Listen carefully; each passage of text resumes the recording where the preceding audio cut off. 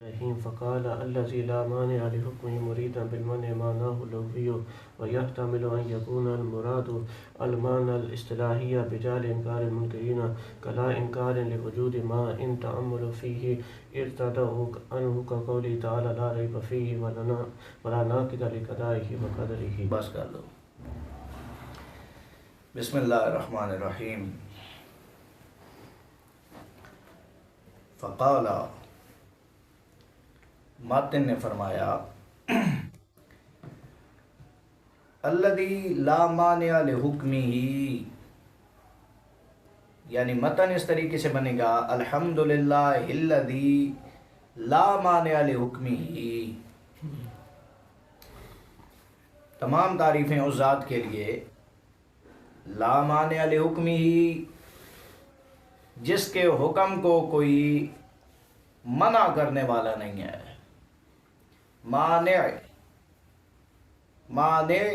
منع سے مشتق ہے، تو منع کے دو معنی ہیں. ایک منع کا معنی ہے لغوی اور دوسرا منع کا معنی ہے اصطلاحی.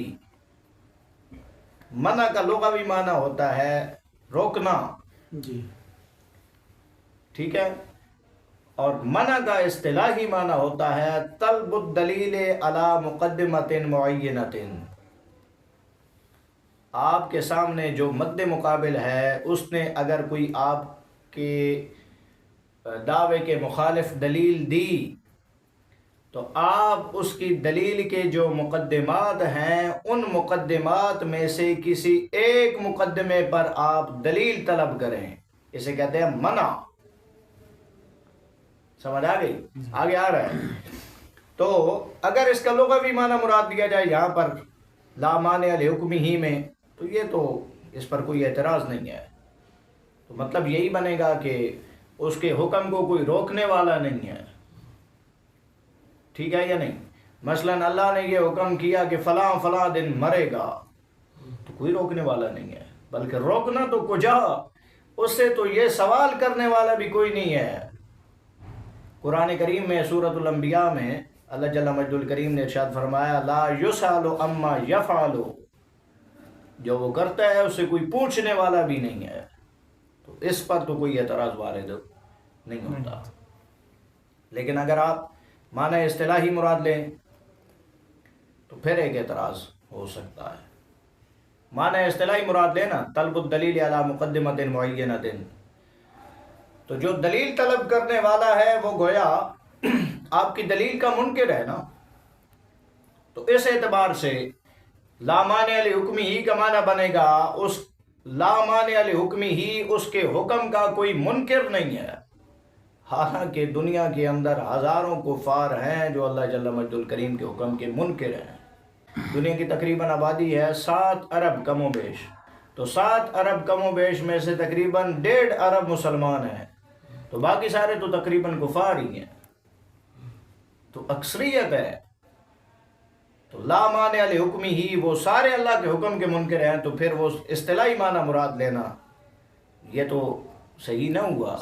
لا مانع لحکمہ ہی یعنی اس کے حکم کا کوئی منکر نہیں ہے، تو اس کے حکم کے منکر تو اکثریت میں ہے. تو یہ معنی مراد دینا صحیح نہ ہوا، یہ ایک اعتراض ہوتا تھا.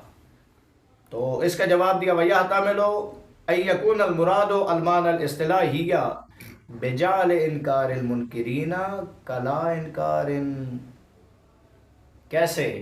کہا پھر بھی ہم معنی اصطلاحی مراد لے سکتے ہیں. پھر تم اعتراض کرو گے کہ اس پر تو یہ اعتراض ہوتا ہے، تو اس کا ہمارے پاس جواب ہے. علم معانی کے اندر یہ ایک خاص اصطلاح ہے کہ جب آپ کا جو مخاطب ہے وہ منکر ہو، اور منکر کس وجہ سے ہو، یعنی آپ کے دعوے کا وہ منکر ہے تو آپ کے دعوے پر دلائل اتنے بدیہی ہیں کہ وہ ذرا بھر بھی تأمل کرے تو اس پر یہ بات ثابت ہو جائے گی، یہ بات روشن ہو جائے گی کہ وہ جو مدعی دعویٰ کر رہا ہے وہ دعویٰ ٹھیک ہے. تو تھوڑا سا تأمل غور و فکر کرے. اگر مخاطب ایسا منکر ہو کہ اس نے ہٹ درمی کی وجہ سے غور و فکر نہ کیا ہو، اگر وہ غور و فکر کرتا تو اس پر یہ بات واضح ہو جاتی کہ جو مدعا ہے، جو دعویٰ ہے وہی بالکل برحق ہے. تو اس کے انکار کو لا انکار کے درجے میں رکھ دیا جاتا ہے۔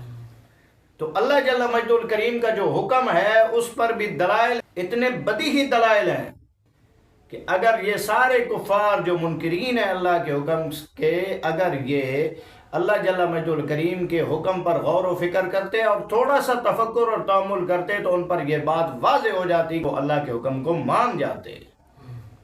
سمجھ آئے گا یا نہیں؟ تو ان کے انکار کو لا انکار کے درجے میں رکھ دیا گیا، اور اس کی انہوں نے مثال دی ہے، جیسے اللہ جل مجد الکریم نے قرآن میں ارشاد فرمایا لا ریب فیہ، اور دوسری جگہ ارشاد فرمایا وَإِن كُنتُمْ فِي رَيْبٍ مِّمَّا نَزَّلْنَا عَلَىٰ عَبْدِنَا، اگر تمہیں کوئی شک ہو جو ہم نے اپنے بندے محبوب پر اتارا ہے، تو شک نہیں تھا تو اللہ نے فرمایا کیوں؟ مطلب یہ تھا کہ شک کرنے والے تو تھے، تو شک کرنے والے تھے تو اس کے باوجود اللہ نے فرمایا لا ریب فیہ، اس میں شک کی جگہ نہیں ہے۔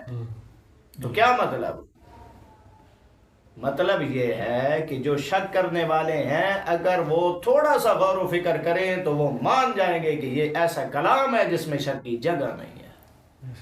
یہ جو وہ شک کر رہے ہیں وہ ان کی اپنی ہٹ درمی ہے، تو جب بندی کی اپنی ہٹ درمی ہو تو اس کے انکار کو لا انکار کے درجے پر رکھ دیا جاتا ہے۔ سمجھ آئی ہے یا نہیں آئی؟ وَلَا نَاقِدَ لِقَضَائِهِ وَقَدْرِهِ، ناقد نقد سے ہے، اور نقد کا مطلب ہوتا ہے توڑنا، یہ اس کا لغوی معنی ہے، اور ایک اصطلاحی معنی ہے، آگے باس آ رہی ہے، نقد اجمالی بھی ہوتا ہے، نقد تفصیلی بھی ہوتا ہے، یہ بات آگے آ رہی ہے۔ ولا ناقد لقضائہ، لیکن یہاں لغوی معنی مراد ہے ولا ناقد لقضائہ وقدرہ، اور اس کی قضاء اور قدر کو کوئی توڑنے والا نہیں ہے۔ قضاء اور قدر میں فرق ہے۔ بعض حضرات کہتے ہیں کہ قضاء اور قدر دونوں آپس میں مرادف ہیں، لیکن یہ دونوں آپس میں مرادف نہیں ہیں، بلکہ ان دونوں کے درمیان کیا ہے؟ فرق ہے۔ کیا فرق ہے قضاء اور قدر کے درمیان؟ قضاء اور قدر کے درمیان ذرا فرق سمجھو۔ اشیاء خارجیہ کے وجود میں آنے سے پہلے ارادہ ازلیہ کا ان اشیاء خارجیہ سے تعلق یہ کہلاتا ہے قضاء۔ جب یہ اپنے وجود خارجی میں موجود نہیں ہیں، اس کے وجود خارجی میں آنے سے پہلے ارادہ ازلیہ کا ان اشیاء کے ساتھ تعلق یہ قضاء کہلاتا ہے، اور وجود میں آنے کے بعد ارادہ ازلیہ کا اگر ان اشیاء کے ساتھ جو تعلق ہوتا ہے اسے قدر کہتے ہیں۔ سمجھ آ گئی ہے یا نہیں آ گئی؟ سادے لفظوں میں یوں سمجھ لو کہ جو موجودات خارجیاں ہیں جب یہ وجود خارجی میں نہیں آئی ہیں تو ان اشیاء کے ساتھ اللہ کے ارادہ ازلیہ کا جو تعلق ہے وہ کہلاتا ہے قضاء، اور ان اشیاء خارجیہ جب یہ وجود میں آ گئیں تو اس کے بعد اللہ کے ارادہ ازلیہ کا جو ان کے ساتھ تعلق ہے وہ کہلاتا ہے قدر۔ سمجھ آئی گئی یا نہیں؟ تو اللہ کے قضاء اور قدر کو کوئی توڑنے والا نہیں ہے۔ سمجھ آ گئی ہے؟ یہاں پر یہ انہوں نے قضاء اور قدر کی تفصیل نہیں فرمائی اور اس کی وضاحت نہیں فرمائی شارح نے۔ اصل میں وجہ یہ ہے کہ یہ علم الکلام کا مسئلہ ہے، علم مناظرہ کا مسئلہ نہیں ہے، اس لیے شارح نے اس کی تفصیل نہیں فرمائی۔ ایک عام شبہ جو ذہنوں میں آتا ہے، آپ کے سبق سے ریلیٹڈ نہیں ہے یہ، لیکن ذرا سن لیں کبھی کام آ جائے گا۔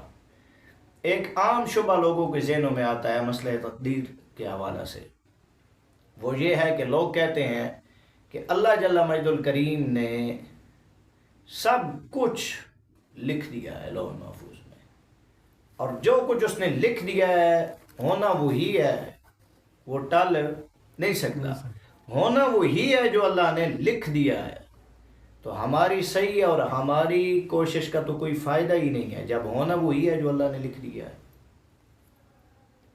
یہ شبہ ذہنوں میں آتا ہے، تو اس کے جواب ذرا سمجھ لیں کہ امر واقع ایسا نہیں ہے کہ جو کچھ اللہ نے لکھ دیا ہے ہم نے وہی کرنا ہے، امر واقع ایسا نہیں ہے، بلکہ امر واقع یہ ہے کہ جو کچھ ہم نے کرنا تھا وہ اللہ نے اپنے علم ازلی سے لکھ دیا ہے.